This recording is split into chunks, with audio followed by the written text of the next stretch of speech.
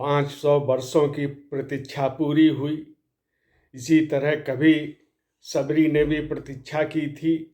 उनको भी लगता था कि प्रभु राम आएंगे, और वही भाव जो सबरी का था, वही भाव पिछले कुछ दिनों से गाने के रूप में पूरे देश में विभिन्न भाषाओं में गूंज रहा था। राम आएंगे, राम आएंगे, राम आएंगे। और आज के बाद वह शब्दावली बदल गई। आज राम आए हैं, राम आए हैं, राम आए हैं। ये राम तो शाश्वत हैं, सदा सर्वदा थे, रहेंगे। वो तो परब्रह्म हैं। लेकिन जब हम लोग उनकी उपासना करते हैं तो प्रभु की जो मूर्ति होती है तो उसकी उपासना करते हैं, वहाँ से परमात्मा तक पहुँचने का एक संकल्प होता है। और जन्मभूमि पर मंदिर निर्माण, यह सपना था। 500 वर्षों तक लगातार संघर्ष हुए, राम भक्तों ने जीवन बलिदान किए, मुगलों से संघर्ष हुआ, ब्रिटिश काल में अनेक प्रकार से संघर्ष हुए, और आज़ादी के बाद अपने ही लोगों से इसके लिए संघर्ष करना पड़ा विभिन्न प्रकार का।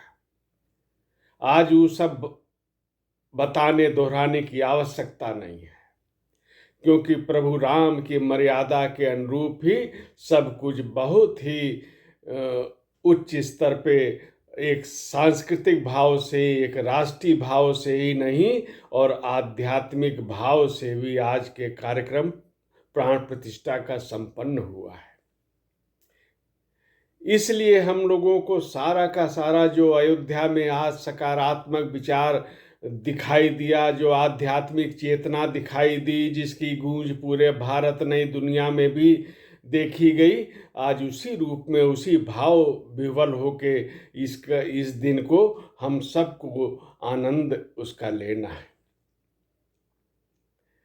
गोस्वामी तुलसीदास जो लिखते हैं, आज लगता है कि वो चरितार्थ हो रहा है। वो लिखते हैं रामचरितमानस में, जब 14 वर्ष के वनवास के बाद प्रभु राम लौटते हैं तो किस तरह अयोध्या के लोगों ने अयोध्या जी को सजाया संवारा था, दीपोत्सव किया था। वह जो वर्णन है आज हम उसको उसकी अनुभूति अयोध्या जी में कर सकते हैं। अवधपुरी सोहई ये भांति, प्रभु मिलन आई जिमराती। इस प्रकार अयोध्या जी की शोभा है, शोभा प्रकट हो रही है। आज हम लोगों ने उस शोभा को दर्शन भी किए हैं। अवधपुरी अति रुचिर बनाई, देवन सुमन वृष्टि झरे लाई। अब प्रभु राम तो अवतार थे, उनके स्वागत के लिए देवता भी आए थे, पुष्प वर्षा कर रहे थे। हम सामान्य मानविकों के लिए आज के युग में केवल उसकी प्रतीकात्मक झलक ही हम सबको भाव विह्वल करती है।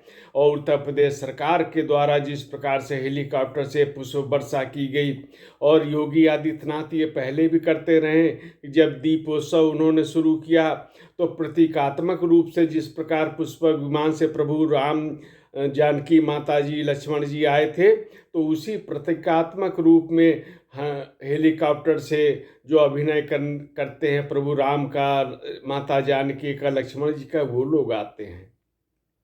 एक यही सनातन धर्म की विशेषता भी है कि हम उस भाव को अनुभव करते हैं, उसको प्रत्यक्ष देखने का प्रयास करते हैं।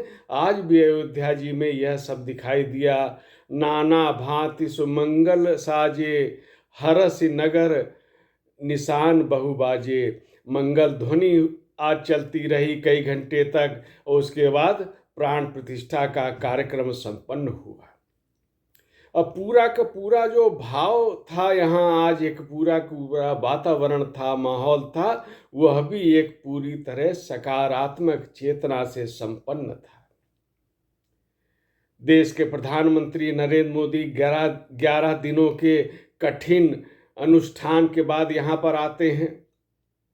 वह सागर से और सरजू तक की अपनी यात्रा का पिछले कुछ दिनों में उसका चित्रण भी करते हैं। यह भी भाव विभोर करने वाली बात है। और जहाँ-जहाँ 11 दिनों में उन्होंने अनुष्ठान किए हैं, सागर से लेकर सरयू तक उसका उल्लेख करते हैं। तो ये केवल उनका उल्लेख मात्र नहीं है, यह भारत की सांस्कृतिक एकता का भी एक वर्णन है।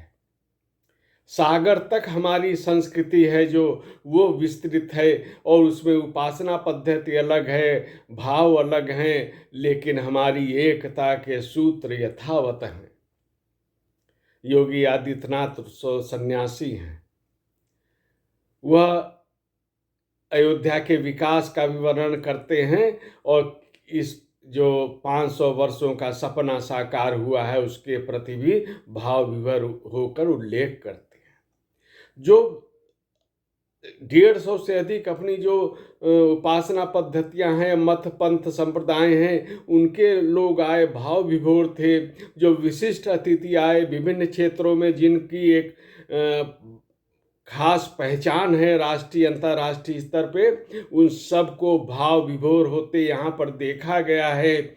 जो आए उनको वो भाव विभोर थे, प्रभु राम की भक्ति उनमें झलक रही थी। जो नहीं आए उनके प्रति कोई निराशा का भाव नहीं, वैमनस्य का भाव नहीं। यही प्रभु राम की मर्यादा है। और यह जो अयोध्या जी का आज उत्सव है प्रभु के आने का, यानी प्राण प्रतिष्ठा का, यही कम से कम 150